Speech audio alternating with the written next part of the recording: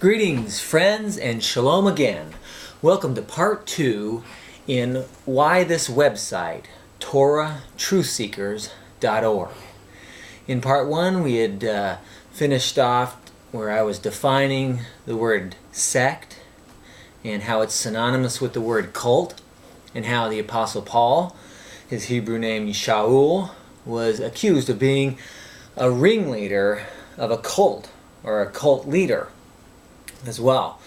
And in the court systems, and in Felix, the governor, the Roman governor who was judging the case, realized how difficult this was, and he realized Paul didn't deserve any kind of penalty or punishment, and was stalling. And finally he transfers the case over to King Agrippa, a more supreme court, a higher court, or judge, I guess we could say. And so I'd like to continue in Acts chapter 26, verses 4 through 7. We see Paul's appeal to King Agrippa. And you'll see how difficult this was for Agrippa. Paul appeals to King Agrippa, "My manner of life from my youth, which was spent from the beginning among my own nation at Jerusalem, all the Jews know.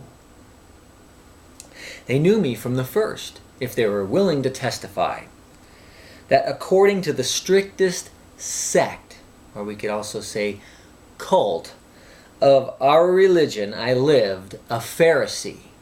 And so even he was turning the tables back on them who were accusing him of being a cult leader, that he was of a cult of the Pharisees. The Pharisees had sects and break-offs and offshoots, and so did the Sadducees. We see the Hasmonean Sadducees in the first century, and then the Bethusians broke off as a minority group from the temple and still was involved with the temple. And then there was what we call the Qumran community, who were more like, we could say, maybe Amish or Quakers, and they wanted to get away and out into the wilderness and away from society's influence and the corrupt temple and so forth, and which is why we have the Dead Sea Scrolls today that were found back in the 1940s. But regardless of that, let's continue here in verse 6 of Acts chapter 26, and how I stand and am judged for the people of the promise made by God to our fathers, the prophets and the faithful men and women of what we call the Old Testament, or the Tanakh. To this promise our 12 tribes, all 12 tribes, earnestly serving God night and day, hope to attain. For this hope's sake, King Agrippa, I am accused by the Jews." And this is there's more discourse, and King Agrippa realizes this is getting difficult to judge, and Paul continues in verse 27. I'd like to go over to verse 27 of chapter 26. Paul says, "King Agrippa, do you believe the prophets? I know that you believe." And so Paul had realized that King Agrippa had believed, at least in the prophets, that they had prophesied true things, and there was truth to say with the prophets. And then Agrippa said to Paul, "You almost persuade me to be a Christian," or we could say a believer in Yeshua as the Messiah. They would use the Hebrew name Yeshua, depending on the dialect and the emphasis back in the first century. So we can see that the Judaism in the first century had break-offs and offshoots and extreme conservative, orthodox, to extreme reform and liberal. As societies or generations continued, it just got more and worse and more extreme here and there. And is it not much different in Christianity today? A lot of break-offs, shoots, non-denominational, denominations, and so forth. You can pick your church, pick your congregation, your flavor of synagogue, or all of the above. But we as Torah truth seekers want to think outside the box of organized religion, and simply seek the truth. Seek first our Creator and His righteousness, the kingdom. And knowing that if we're doing that, then all these things will be added to us as we are promised by our Messiah. And so we want to do this. We want to pursue this and be with other believers, correspond, network, reason with the Scriptures. Iron sharpens iron, and even those of you who've worked in metal shops know that when you're sharpening iron, sparks tend to fly and things get heated up. But we need to love each other, as Paul encourages us in 1 Corinthians 13, that without love, it doesn't do any good to have all knowledge and mysteries and miracles and signs and anything. If we don't have His love, His patience, His character, then it is nothing anything else can do to really be of value. All is vanity otherwise. So, regardless of numbers or the majority opinions out there, we want to follow the truth.